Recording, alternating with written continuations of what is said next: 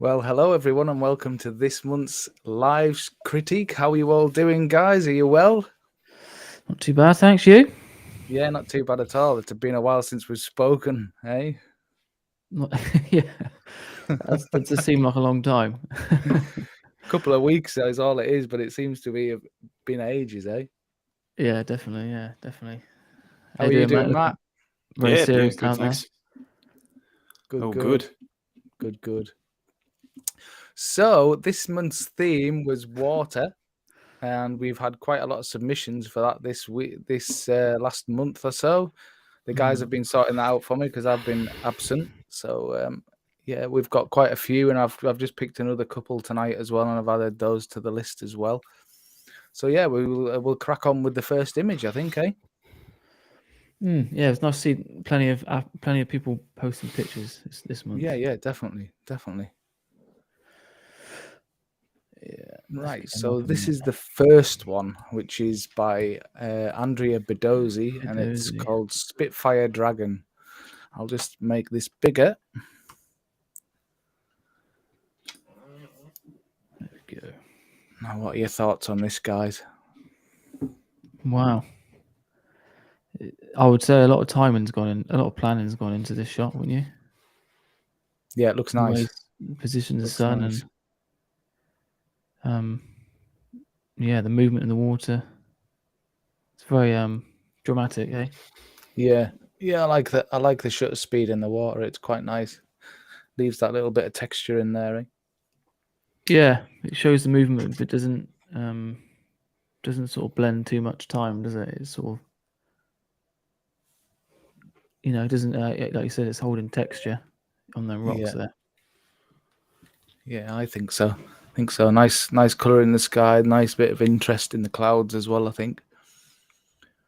Yeah, definitely. It's I a very really like it. interesting rock formation, isn't it? Well, I think it's actually looking at it. It looks like a tree stump. Tree stump. Yeah, I think it's a bit. It looks like a tree stump to me, Yeah, zoom in a minute. rather than a rock formation. But I could be wrong. It does Yeah, look to I know be what you wood mean, yeah. from what I'm seeing. Yeah, it does actually, doesn't it? Yeah. Yeah. What are your thoughts, Matt? Yeah, I'm not sure whether it's a tree stump. Yeah. Be nice if Andrea could let us know what it is. If it is, it's a pretty gnarly subject, regardless, isn't it? Yeah, I think so. Mm. Yeah. From what I'm seeing on the screen at this end, it does look like a tree stump. Yeah, no, I've zoomed into on a separate folder. It does look a bit like a tree stump. Yeah. Very rich, really vibrant nice. colours. I like the sunlight coming through that gap, as well as the sun star. It's illuminating the sea quite nicely as well. Yeah, he's got a nice little sun star there in the distance, isn't he? Yeah. What is that on the left there? I don't know. Or a buoy, or I don't know whether it's somebody on a surfboard or whether it's. Oh yeah, it could be a surfboard, couldn't it? Yeah, it's difficult to tell. Yeah, it is difficult. What would your thoughts be on maybe removing that? Yeah, I was to say, I keep looking at it, which maybe makes you think that obviously wouldn't if it was there. It wasn't there. It would be one of them things where you'd remove it when you're on a layer on Photoshop, and then you could just toggle it on and off just to see whether you whether it's the right thing to do or not. Yeah, I think it's because it's sitting above the horizon line. Yeah, yeah, sort of keeps catching my eye. Because your eye gets drawn right round the left-hand side, doesn't it, where the water goes? Yeah, because I guess that's the brightest part of the water, right? Yeah, I suppose. Yeah, and it's really converging right where that is. Yeah, that would be my only real sort of I'm interested to see whether that would be removed or what that would look. Clean it up a little bit, maybe. And your thoughts on the sky at the very top? What would your thoughts be on making this a square crop rather than a it's quite a lot. crop? Yeah, there's quite a lot of real estate up there, isn't there? Yeah. It's sometimes difficult to tell with these images, whether they work. Yeah, maybe only a smidge. maybe. I suppose then you're putting the horizon bang in the middle, then, aren't you? Yeah, If you was to crop Yeah. it down too much, but yeah. I guess that's the only issue. yeah. But That's yeah, quiet. Mm. What you thinking, mate? I'm letting you guys do a bit of talking. I talk too much, don't I? So yeah. Told you that. Yeah, well, that's my only thought. That's my only thought is that one little bit. Yeah. Yeah. Apart from that, I really like the shot. I think it's a really interesting shot. It's quite highly saturated. It's quite saturated, isn't it?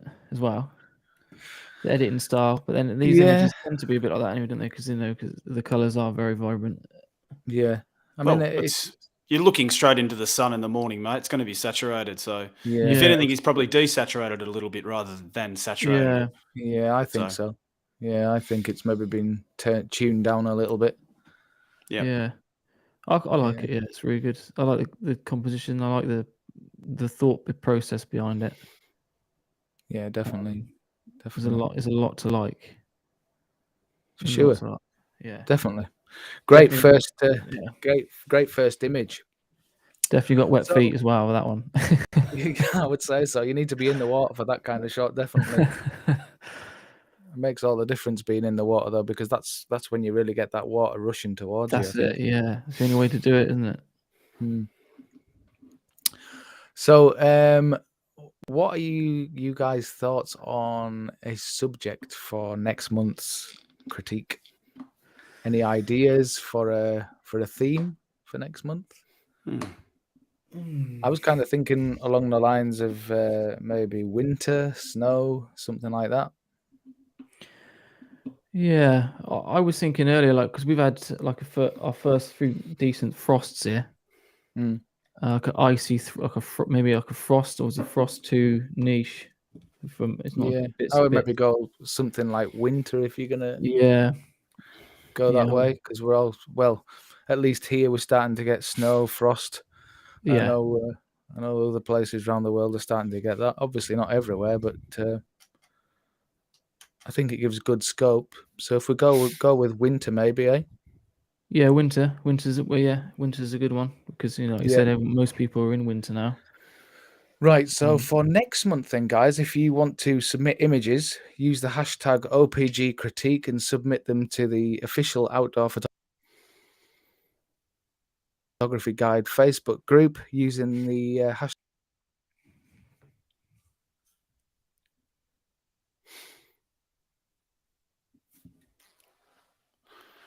Just We're just going to move on to the image. If I come out of this, good work anyway, Andrea. I really like the Yeah. image, mate. You've done a fantastic job. yeah, It's nice. I would probably. It's hard to tell from my end of the screen, also because I don't have a high resolution monitor. But I would consider judging from my end. Also because I know I'm talking to Andrea, who's he's not an amateur photographer. He does have a lot of skill. I know him quite well. Hi, Andrea. How are you? I would probably consider with this tree formation to maybe just open up the shadows a little bit or drop off the contrast just a tad. And but otherwise, I really like it. Next time you're doing something like this, I don't know what your shutter speed was here, but try even quicker shutter speeds when you got fast flowing water like this, even down to a third or a quarter of a second. It just gives you the little bit more dynamic. See how the right hand side of your screen there, it's quite a lot of dynamics to the water, a lot of body to it, a lot of reflections, and the left is a lot more creamier. Sometimes our shutter speeds are a little bit too slow. So I would probably consider something like that. Making that shutter speed a little bit faster again, just to give it a bit more movement. But I really like it. The fact that you've gone to that place and you've seen that place and you've captured that image, you've had the vision to go there is already half the work done. So good on you for finding it, mate. Yeah, that's what I sure. liked. That's what I liked about it. Yeah. And he's adding that it's a tree trunk and the thing on the left is a person or an SUP. Yeah. So, Yeah. fantastic first shot. Fantastic. Yeah, great shot, Andrea. So I'm just going to mix it up now, and I'm going to go to Damien Amor, who we've Damien's, had before. yeah. And Hopefully he's watching this month. Yeah, hopefully. And he's gone with these water drops on a leaf, which is it's a really nice shot, actually. A really vibrant leaf as well. Yeah. Colours are just otherworldly, aren't they? Yeah. Yes. We're unused to it over here because we don't really get vibrant tree leaves like that here. No, it's I don't know what sort of leaf that would be. I don't know. From what tree that would be. Beautiful though. It's gone really tight in with a macro lens by the look of it, because the veins look really they pop really well. Yeah, it's do. Yeah, it's got nice form. Contrast to the back. I'm assuming it's like lead on a rock, or yeah, it looks like it. Looks like it's on stone. Yeah, on stone. Yeah. I don't know if you can almost like see it coming through the leaf. It's all like different colours, like a green. Yeah. Yeah. Beautiful shot. Beautiful shot. You like doing stuff like this, don't you? So I like this kind of shot. I've done this kind of shot before, yeah, and I like the fact that he's used a square crop with it and kind of got it going across the frame from corner to corner. I think it works really well. Yeah, it's nice. Yeah. I think sometimes these things you got to go quite tight in, because it is all about that leaf at the end of the day.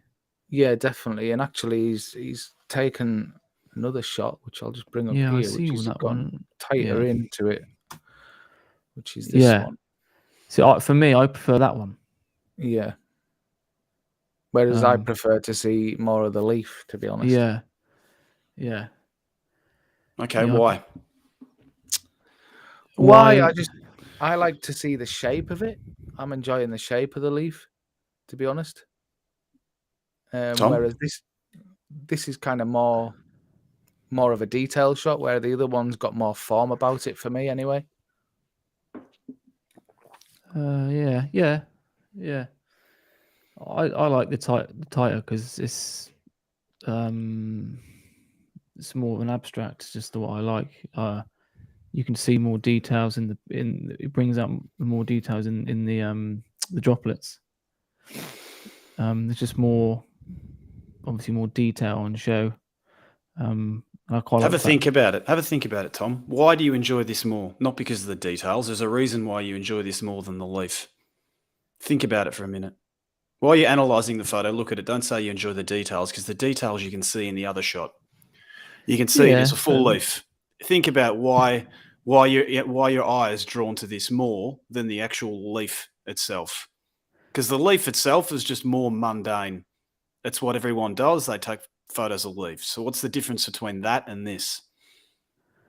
Well, it's for me. It's the pink diagonal line that goes across.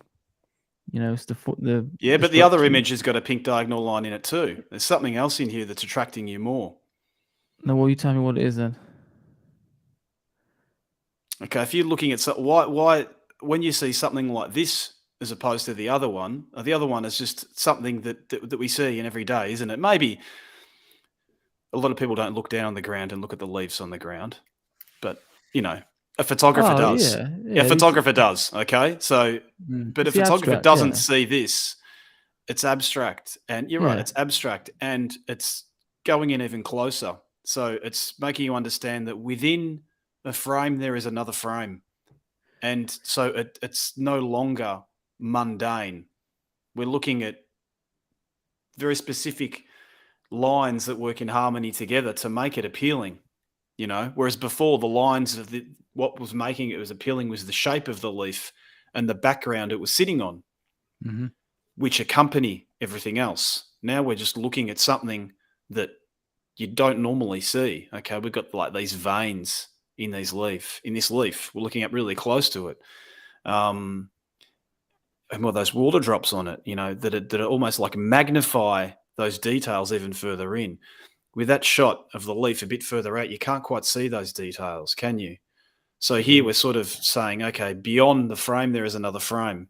It's interesting because I took a shot of like this recently, about 5 months ago, and it was actually a big, huge, massive leaf from, I don't know what type of tree it was, but it would have been a meter wide, and the sun was shining directly through the leaf itself. So I got up with a fixed 35mm lens behind the back of it and shot it up really, really close. And when I took the image, I saw later on that there was all these fine veins in the leaf, and it was like this whole new world beyond the leaf itself. So I personally, there's not one shot that's better than the other, but definitely an image like this gets you thinking a bit more. And sometimes if you take time to look at an image, sometimes that makes it better, doesn't it? I mean, we can always say, yeah, nice leaf, and then move on.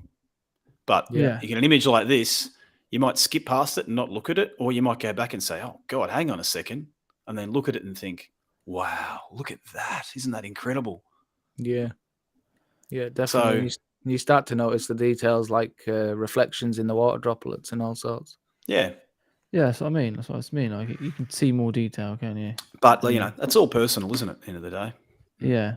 Both great shots. Yeah, fantastic. So I'm going to move on again, just to remind you for next month, we're going to use the theme of winter, and please enter your images using the hashtag OPG Critique to the Facebook group, which is the official Outdoor Photography Guide Facebook group. We'd love to see those for next month. So next one I'm going to move on to is Jeff Daniels, and this is Pucks Glen in Scotland. Jeff uploaded loads this month, didn't he? Yeah, he did. I had to sift through them because there was quite a few. Yeah, I was looking at four different ones, or 5 different ones, I think, this morning. Yeah. This is a nice one though. I think this is one of the ones that caught my eye earlier. Yeah, The ones he uploaded. Yeah, again, I'm liking the highlights on the moss. That really Yeah, stands out to me. Quite subtle, isn't it? Like, yeah, it's obviously a dark sort of glen. Yeah. So maybe again, I might have, if it was me, I might have opened the shadows a little bit more, because especially when I'm looking kind of over to the right-hand corner up here. Yeah, it's a bit really blocky. Black. Yeah, it's a bit blocky in certain areas. The shutter speed is better, Matt, do you think, in this one? Well, yeah, it's nice. Yeah. It's difficult with waterfalls though, because it's some people like different things with movement of water. Yeah. And like you said, where the stick, it's in the middle there. The water's coming over the top in the middle. Yeah, you got more texture there than you have just literally to the left of it. Well, I suppose so it's very difficult, isn't it? Yeah. You know, unless you're blending images together, different shutter speeds, which isn't, you know, not everyone wants to do that. Well, not everybody does, but sometimes it can make for a more pleasing image. It depends what you want out of it, though, really. Yeah. If you just want to do it in a single shot and have done with it, then yeah, definitely. It obviously depends, like, as well, what level of, like in Photoshop or whatever software you use, depends how far you want to go with it, and what level you're at with your editing. But yeah. So one of the main distractions I've got going on is the water coming in from the right-hand side, just there. Yeah. The kind of a little triangle of water. And I'm just wondering whether it would have been better to bring the image in a little bit and do away with this darker area here and do away with that. Yeah. I can see what you mean. It's that boulder, like if you cut it off there on the right, big one. Yeah. Obviously, cropping that off on the right. Would you want to lose the right hand side? I don't know, the right hand side of it. Well, the thing is, I guess it's similar to what you can do with trees, in that it kind of almost leaves a bit more to the imagination. Yeah. So if you cut something down the middle of something, you can't actually see how big it is. So it kind of makes you think, oh, well, I wonder where that goes, or I wonder how big it is. It kind of Yeah, definitely. Leaves a little bit of mystery. So Have it's you not got this on? Have you got this on Lightroom now, Paul? Yeah, I have. Why don't you try and crop it, mate, for a minute, just to show what we're talking about? So if I go in here, Maybe going for a direct square crop. Just go directly square crop. There you go. Shift it over a little bit. There you go. Yeah, it looks better. Okay. Yeah, be a huge difference. Yeah, Huge difference. I think so, because it eliminates those distractions. And as I was saying, chopping something like that off isn't necessarily a bad thing. It does kind of give the viewer a bit more of leaves a bit more to their imagination, let's say. Yeah. And like it's the waterfall's nice and centered now as well. It's sort of you go from left, bottom left, top right, don't you? Yeah. It's not sort of off to one side. Yeah, cropping is a very, very powerful tool, isn't it? We underestimate it. Huge tool, yeah. I would like to see. It'd be nice if you had a little bit of space around the bottom of that white water, maybe. Be interested to see what that looked like with a bit of room. Yeah, I think generally, Tom, images like this, waterfalls, mate, they you always want to see more, don't you? Yeah. When you look at a waterfall, these, to be honest, and this is obviously a personal taste, I've never been a fan of people who take these intimate shots of waterfalls unless there's something just incredibly beautiful to see. If it's your average waterfall, when I mean your average waterfall, a nice waterfall in a typical area where you've got a cold climate rainforest or whatever it may be, I tend to find, okay, they're nice waterfalls. So, but they're nothing like, Niagara Falls, for example, where you're zooming on a section of it with this big, powerful bit drum, coming down 25 meters. So your mind always sort of says, "Oh, let me see a little bit more. Let me see a bit more of the scene. I'm curious to know what is around it." Yeah. Maybe there's nothing. Maybe that's why he zoomed in. Maybe there was two ladies sitting on a park bench just at the top of the waterfall. You don't know. This is it.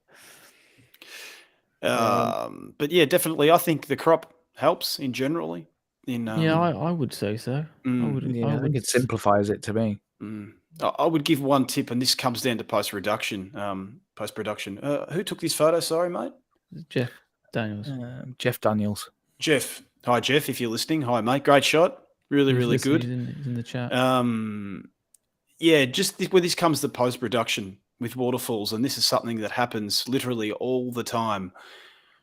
Be careful when you're looking at your color grades in your water, because what happens is when you're taking this fast water flow, whether you're using or whether you're not using a CPL filter, optically what happens is it almost sort of cuts through and it grabs the color that's behind the back of that water. And if you can see, we've got these blotchy bits everywhere. It looks like, I don't know, it's got this off yellow. I was going to say something vulgar then, but I shouldn't.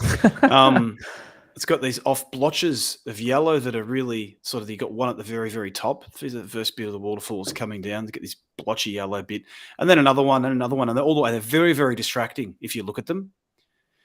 Now, the easy thing is to do here is if you're using Lightroom, if you're using Photoshop, then go into Camera Raw, and just make a color selection with a paintbrush and just remove that color, just desaturate it out of there. Okay, so don't desaturate your blues, because it's nice to have a little hint, a very, very slight hint of blue to the water, even though the naked eye can't really see it, and just sort of desaturate that in there. Now, a lot of times that happens in a waterfall when we're taking long exposures, especially. You get that tinge coming from behind the back, and sometimes you actually get waterfalls that are too oversaturated in blue, and it just really, really, it's weird how it happens. It's an optical phenomenon a lot of the time, and your eye generally, when you're seeing the scene without looking through a lens, doesn't see it that way. So it's quite simple to fix it in Photoshop, and I'm sure now that you see it, you'll know exactly what I'm talking about. Comes up a lot. Yeah, that's a good point. Right, I just want to catch up on the chat. And Andrea says, thanks, guys, for the critique, and thank you, Matt. David Skinner says the drops act as a magnifying glass. It's intriguing. William says, good afternoon from Vancouver, Canada. How are you doing, William?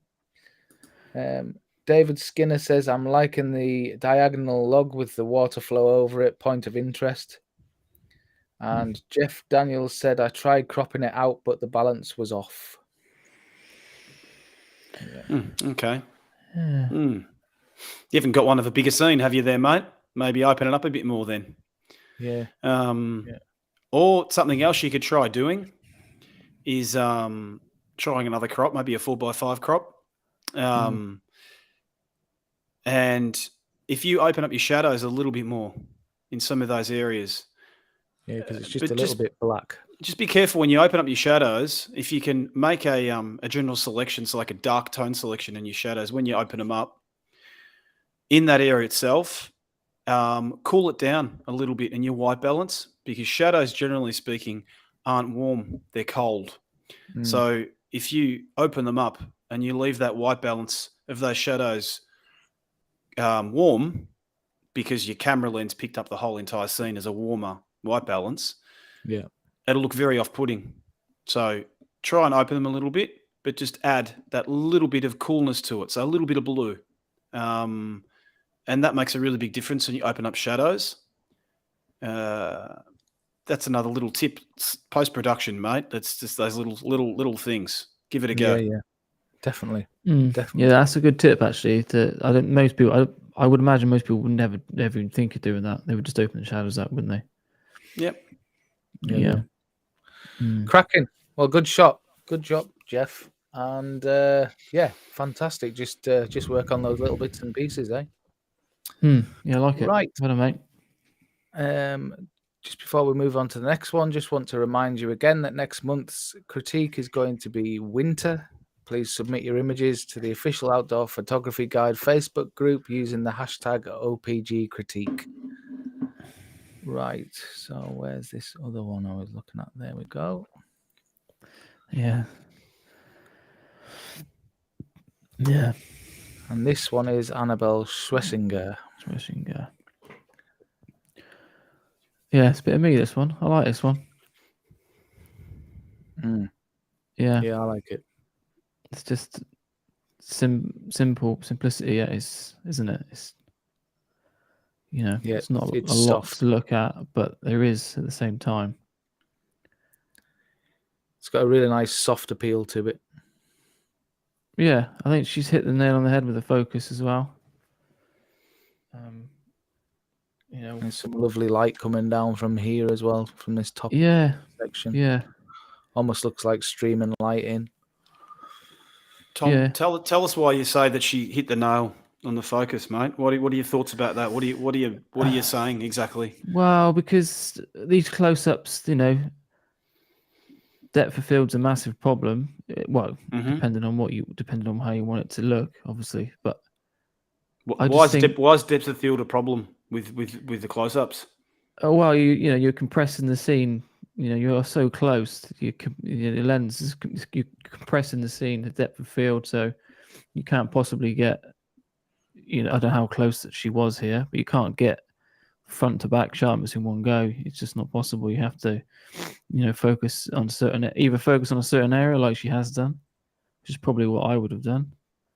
Or you can, stack them in layers of Photoshop, which obviously is quite time consuming. It's quite difficult because one of these drops might fall off, or the leaf might move, the petal might move. Obviously lighting conditions change. I know you can rattle them off quite quickly, but yeah, it's not macro photography is just not.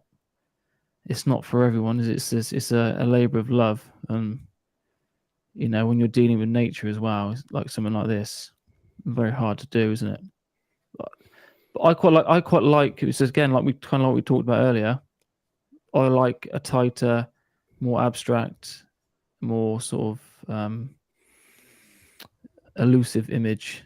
and that's why I quite like the fact she's just focused on the big drop in the middle, and you can kind of see the focus of the petal through the water droplet, like a magnifying glass, like kind of like what Damien did with the tighter one. But yeah, it's all horses for courses, isn't it? Some people might want another different. Some people might have wanted the end of the petal, with a sharper maybe. I've seen that before loads of times with shots where.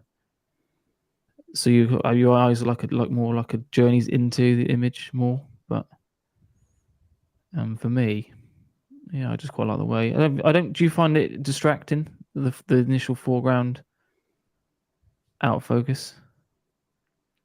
Not really. I don't. No, I don't know. I mean, I think it draws your attention to the curve of the drop for me, anyway. yeah, you got that sort of like you said, Matt, Paul. So you got that like shimmer, the light hitting the surface of that droplet. Yeah, just on the edge there. Yeah, Kind of draws it your sort of eye really right into draws the definition of the shape out, doesn't it? it. Which I quite like.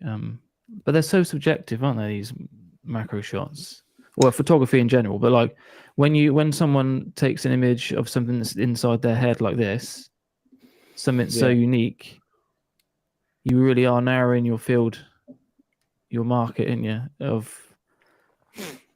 Some people are going to really like it, and some people are not. Well, yeah, I think the problem is if it was all sharp, I don't think it was work as well. No, definitely not. No, I think that that's got a beautiful bouquet to it. Okay, so you're talking about a good lens to start with, because you can't just grab any lens and do this. It just doesn't have the same effect. No. That beautiful bouquet that you have is, you have to have a good lens to do it to begin with. If you get a kit lens and try this, is not going to happen. It's not going to happen with your iPhone. Don't ask me. Although it'll look good on your phone, but it won't look good anywhere else. We all fall for that, don't we? All my selfies, I look really good, and then when I blow them up, I look ugly. I would say, this image, the softness to it, it's very seductive. Seductive is a good word, yeah. It's got something sexy about it. It's like a female with, like she's touching her lip with, a drop of water or from a petal rose or something. It's very, very seductive. I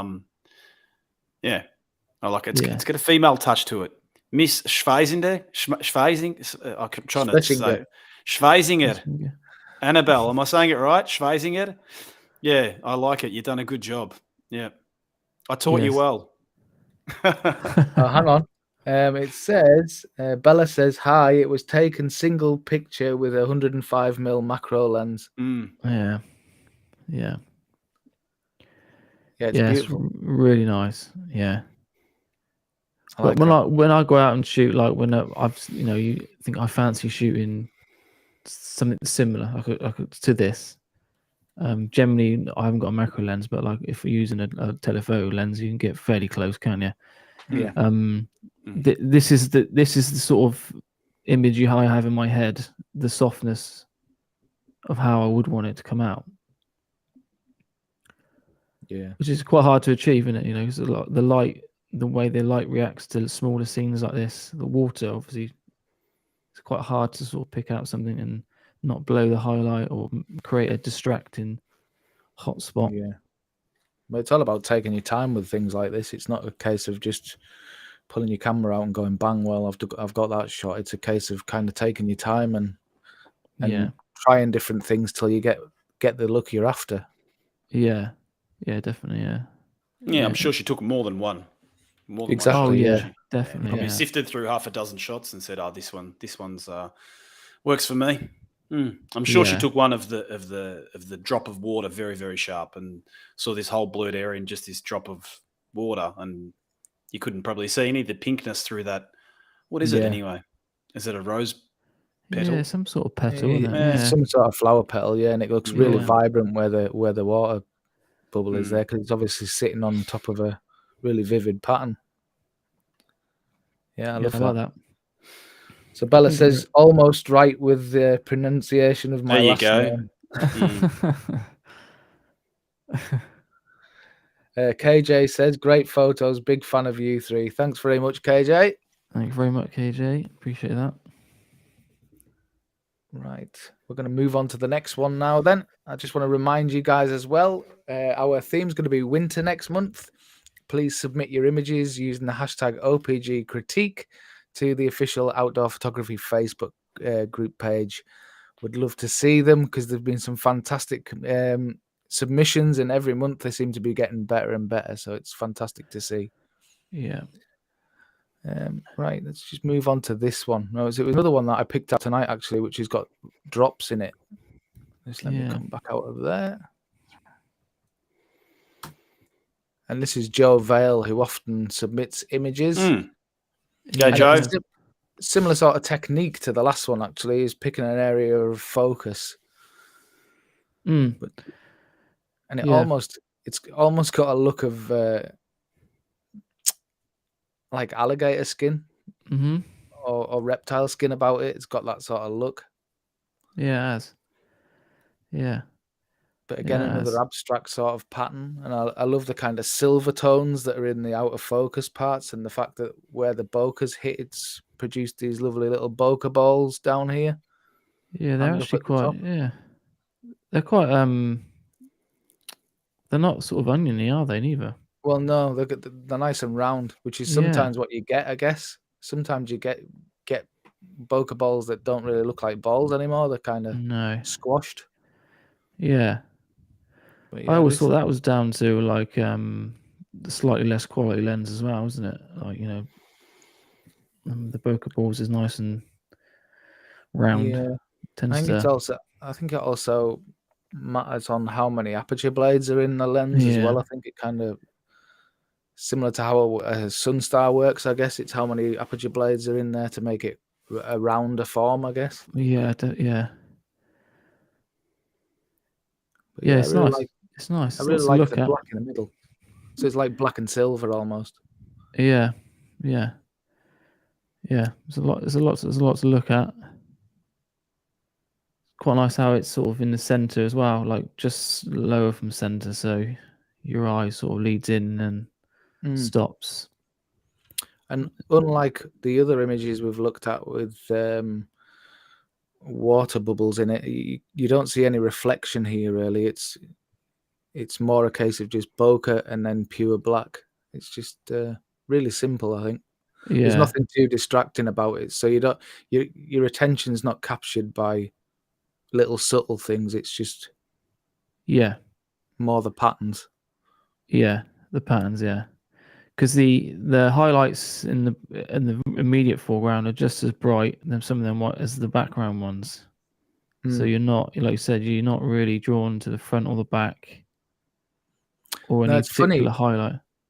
It's funny, it kind of works in reverse to what usually happens with highlights, isn't it? So when you see something quite bright or white in a scene, your eye's usually drawn to that, whereas because the top and bottom has quite bright parts to it, your eye's drawn to the darker section of this. I totally agree. It's a nice looker. Nice and simple. Yeah, it is nice and simple. Yeah, it's original. Definitely original for sure. You wouldn't see something like this on a day-to-day basis, would you? No. We're so flooded by images that are so similar to each other, you know. It's got a bit of personality to it. Good on you, mate. Yeah, it's got but it's all about the stories. Like you said, it's the personality. Yeah, it's almost looks like a car bonnet. It's like it's been taken on a car bonnet, something like that, where the water bubbles up. Yeah, that's kind of the point as well for me. Is like is where is it taken? Nobody really knows. Yeah, which is part of the attraction to the image for me. But it's a bit of mystery again, like we were saying before. That's it. Yeah, you don't have to see everything in an image, really. You can kind of let your mind do a bit of the. Yeah, we've got Bill with a comment there. Bill's Stamatis. Yeah. He says, I wonder what this would look like with a diagonal crop. A diagonal crop. The in focus are flat across the center of the screen. Hmm. Oh, he means put like yeah. Yeah, I guess I see what he means. Yeah. Kind of like what I did with the grass. That I had an image I shot with the grass. It was frosted, and I shot it. I shot the image on a 45-degree on the lens collar. Put him like, is that what he means? I put the bubbles diagonally across corner to corner. Yeah, I remember Yeah. that image. Yeah, it's a good shot, that one, Tom. Yeah. Yeah, it's kind of like It's one of that. those images you look at and you go, what the hell is this a photo of? Yeah. I remember that one. I couldn't guess what it was, mate. Yeah. Mm. Yeah, that might work. Yeah. Hold your interest shots like that, though, don't they? They hold your Mm. interest a lot more because you're trying to work out what it is. Yeah, and everyone that looks at it will create their own story of what it is. Mm. So it appeals to like everyone that's prepared to look at it, if you know what I mean. Yeah. Like Matt says, it's not just that it's a church with a nice sky. Yeah, I think photography is shifting that way recently because everyone's just so used to seeing these huge grand landscapes or those photos of elephants or in Africa or whatever it is with outdoor photography. It's beautiful. I mean, that's photography. It's what it is, and we all love it. But we're so flooded with it, we're used to seeing it, and so we just skip it really, really quickly. Yeah, been there, done that. Boom, move on. Yeah. But those people that have got that little bit of acute vision for photography and art, it's hard to describe. I think when you photograph for long enough, it's I'm sure you guys and most people out there have seen Matrix, right? Yeah. Yeah. Mm-hmm. Remember in Matrix when all of a sudden they convinced him that, they explained to him that the world you're living in isn't the real world, and it all happened. And all of a sudden, everything just became this mathematical equation. He started seeing numbers everywhere, just floating, and it all became a mathematical equation. The whole entire universe, how everything was. Yeah. And photography becomes like that. Unfortunately, because you go mad. But yeah, and then you start seeing these details. All of a sudden, you're like, oh God, I'm starting to see now. That takes a long time, and this is an example of, it's almost like you've seen a mathematical equation within particular scene. And yeah, as I said, photography is going this way now because a lot of people don't want to shoot the average thing anymore. They want their own piece of artwork. So what a great way to do it. Yeah, it gives you more uniqueness, I think. Yeah. This would look great on an aluminium print, wouldn't it? Yeah, probably a metal print of some description. A metal print. I've seen some metal prints of similar sort of, not this obviously shot, but similar sort of idea, and they look great. How would vignetting look with this? I don't know. Hard to tell unless you do it, isn't it? Yeah, it is, because a lot of it's quite bright around the tops. Geez, you're quick with that. You're quick with Lightroom, mate. You went straight down to the bottom. You know what you're doing, don't you? There we go. Hang on.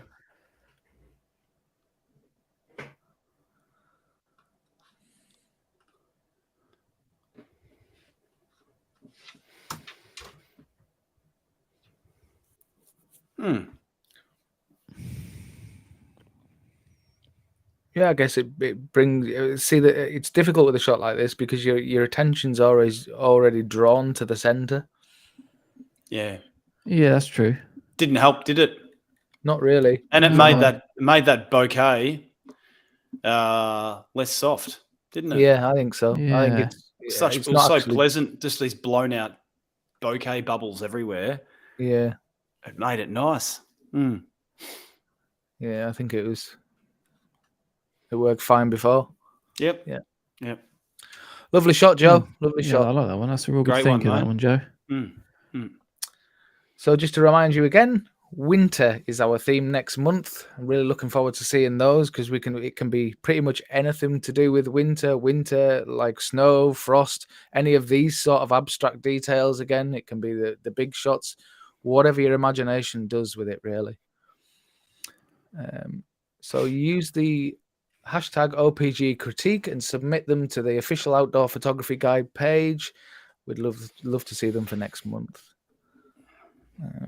Where's my other shot? So, Mr. Theo Lawrence. Mm. Hey, Theo. You Hope you're listening? doing well, buddy. Hopefully he is. Yeah. It's a sneaky little bugger, Theo, isn't he? He surprises you every now and then. Yeah. Mm. Yeah. Yeah, we Paul and I know Theo well because he was on our last workshop in Italy with us, and he kindly put in some interest for this live event, and just this is the image he put in. It's pretty damn good, isn't it? I'm I'm loving the quite reflection. surprised. Yeah. It is nice. It's nice to see a grand landscape. Guys, bit too much macro for me. But I get a headache now. It's like squinting all the time now. There we go. I can You breathe need glasses, again. mate. You need glasses. That's what it is. It's probably why I used to be a good photographer, and I'm not anymore. Maybe I do need glasses. Yeah. Wow. Yeah, I like it. There's one thing that annoys me, but I like the image. I really like the image. There's something weird going on back where the clouds are in the background. Yeah. Yeah, it's the first thing that you see, isn't it? Yeah, because it's that brighter part of the sky again. Yeah. And your eyes drawn to that U shape off in the distance. And I think because of that, those because clouds, it's got such a good leading line to it, doesn't it? Yeah, it's beautiful. It just attracts you to that part of the image that. Well, everything's pointing to it, isn't it? When you look at the log, it's kind of pointing that direction. You look at the reflections, especially this one here, it's pointing up to that way. So your eyes drawn through. And when you're looking up there, that's the first thing I noticed to these. What's going on there? We got blown out highlights. What's happened up there? I don't think it's blown highlights. I think it's gone. Just a lack of detail, a lack of contrast. It's something. I don't know. I maybe think he's darkened it, and the cause maybe because it was so much brighter, and he's darkened the sky, and this is what's happened as a result. You've got like these warm tones that are sort of blotching through a white sky. Can you see that? Yeah. Can you see that? Yeah, that'd be my guess. I reckon he's tried to control the highlights and maybe took it a step just a tad too far, maybe. Or I think I've got an inkling that maybe dehazing is involved slightly, and also a bit too much clarity, maybe on the cloud. I hate that slider, dehaze. Yeah, when you discover dehaze, you think it's the most fantastic thing ever, and then after a while, you realise that dehaze is your enemy. Well, I wouldn't agree with that. I wouldn't agree. For me, I always stick. If I'm going to dehaze anything, I stick to about 1 or 2% on the slider. I don't go much higher than that. But it can be quite helpful to add atmosphere to an image, because you can add negative dehaze.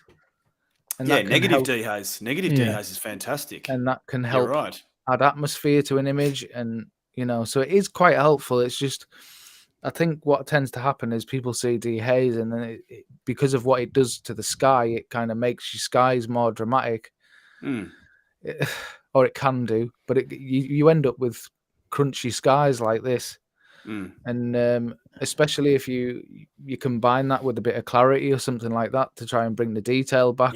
You're fighting. You're taking one with the left and giving it with you know what I mean. You don't really gain anything, do you? You just.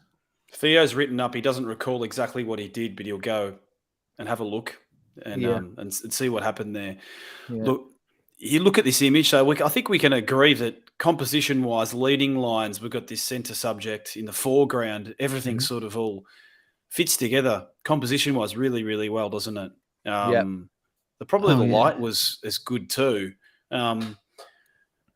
Look, if you took this shot and there's nothing you could do about it, that's how it is. I would suggest. Do you want to try this, Paul? If you open up in Lightroom, mate, we'll be quick. This is just something you can do in post-production. It's a little trick, and it's not cheating. It's trying to bring back what the eye actually saw. this is how I look at it anyway. So we're talking about atmosphere here. This is a little trick that a lot of people do to sort of give a bit of atmosphere into the shot, and it's something that naturally that we see that unfortunately a sensor doesn't capture the majority of the time, or a lens, because that lens tries to try and cut through the atmosphere as much as we can and just create the actual bold details of an image. Yeah. So you're talking about that area there. Now, if we were to if you go up into our mask section, Paul. Yeah. Now you want to go down to the radial. Okay. Yeah. Now, if you grab that area there, let's say from the mountain, where the mountain meets those reeds on the other side. Yeah. Sort of more to the left, more to the left, more to the left. Well, hang on. Yeah. Okay. Open. Yeah. Drag it right out. That's it. In the center. Now drag it right open. Right open. Keep going all the way, mate. Make it big. Big, big, big. That's it. Because we're going to feather it later. Keep going. Right out, right out. That's it. Bit more. Okay. And then make it sort of more oval. Excellent. Like that. That's it. Now make the feather at 100%. Yeah, it is. Okay. So increase the exposure by about 1.